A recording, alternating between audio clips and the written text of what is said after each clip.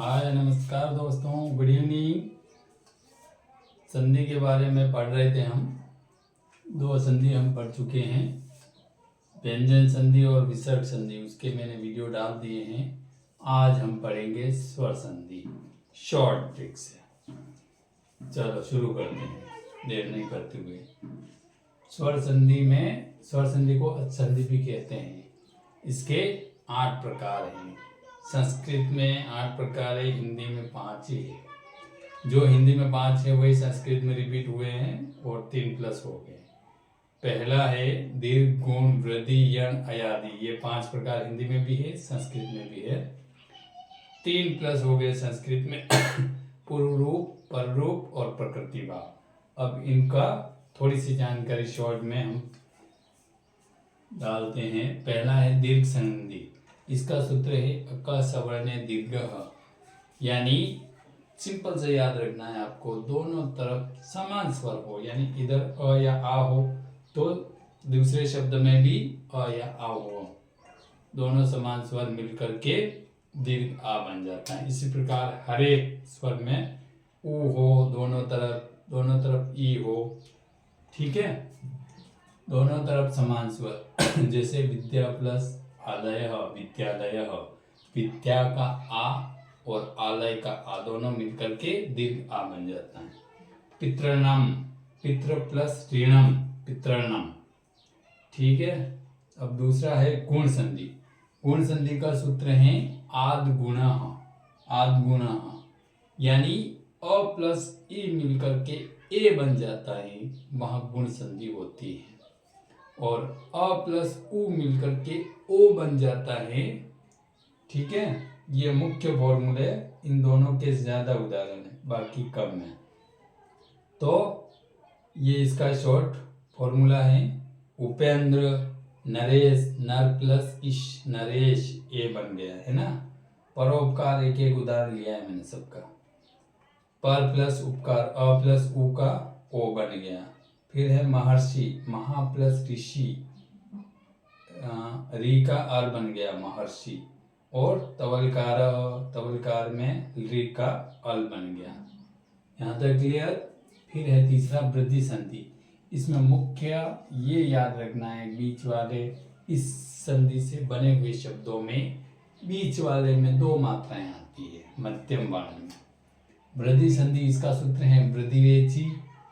इसमें ये फॉर्मूला है अ प्लस अ या आ प्लस दूसरे शब्द में ए या ए हो तो दीर्घ ए बन जाता है। ओ या औ हो तो इसके बाद तो औ हो जाता है। जैसे सदा प्लस एव सदैव, तथा प्लस एव तथैव, है ना। और महा प्लस औषधि, ये अ प्लस ओ मिलकर के आ प्लस ओ मिलकर के औ बन गया महौषधि। फिर है चौथा यण संधि।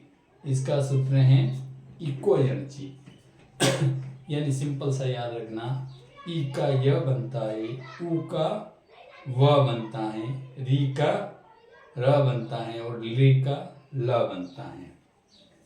ई का य बनता है।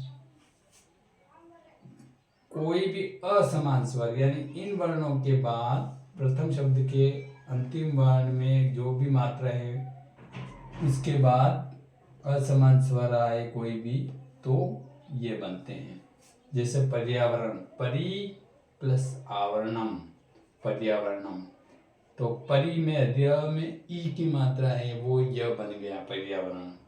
स्वागतम में स्व सु प्लस आगतम, स में उ की मात्रा है और उस उ का व बन गया स्वागतम। पित्रादेश, पितृ प्लस आदेश, पित्रादेश।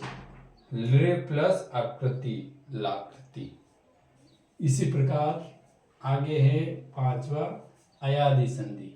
इसमें एचो आय वायावह यह सूत्र है, यानी इन स्वरों के बाद कोई असमान स्वर आए तो वहां ए का आय, ए का आय, ओ का औ और औ का आ हो जाता है।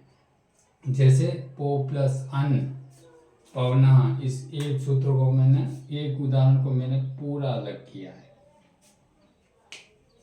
पो प्लस अन, इसमें ओ है, इसमें से ओ निकाला हमने तो प गया हलन, फिर ओ फिर अनह, फिर प, ओ का क्या बन गया, औ बन गया, ओ का औ बना अनह, इस तरह रूप सिद्ध हुआ पवनः।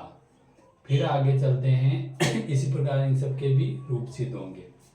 पूर्व रूप, इसका सूत्र है एंड पदार्थादति, यानी इधर प्रथम शब्द के अंतिम वर्ण में अगर ओ की मात्रा आए और उसके बाद हस्व अ आए तो उस हस्व अ का अवग्रह बन जाता है। ये चिन्ह याद रखना आपको, अवग्रह कहते हैं। यानी इधर ए या ओ आए और उसके बाद हस्व अ आए, हस्व अ यानी अ, तो अवग्रह बन जाता है। जैसे को अत्र, को प्लस अत्र, वृक्षे प्लस अस्मि, वृक्षे अस्मि। फिर पररूप एंडी पर रूपम, ये इसका सूत्र है। यानी इधर उपसर्ग या अंतिम वर्ण अ हो प्रथम शब्द का और उसके बाद ए या ओ हो तो ये इसमें कंबाइन हो जाते, मिल जाते हैं। जैसे प्र प्लस एजते, प्रेजते, उप प्लस ओस्ति, उपोस्ति आदि। फिर है प्रकृति भाव। प्रकृति भाव का अर्थ है, इसका सूत्र है इदु दे द्विवचनम प्रग्रह अचि नित्यम। ये पूरा सूत्र है, लंबा सूत्र है। इसमें प्रकृति भाव में क्या, अगर प्रथम शब्द के अंतिम वर्ण में द्विवचन हो, कोई भी बड़ी मात्रा हो और उसके बाद कोई भी स्वर आए तो कोई परिवर्तन नहीं होता है। जैसे गंगे हमू, गंगे हमू, लते एते, लते एते आदि। ठीक है, चलो बाय।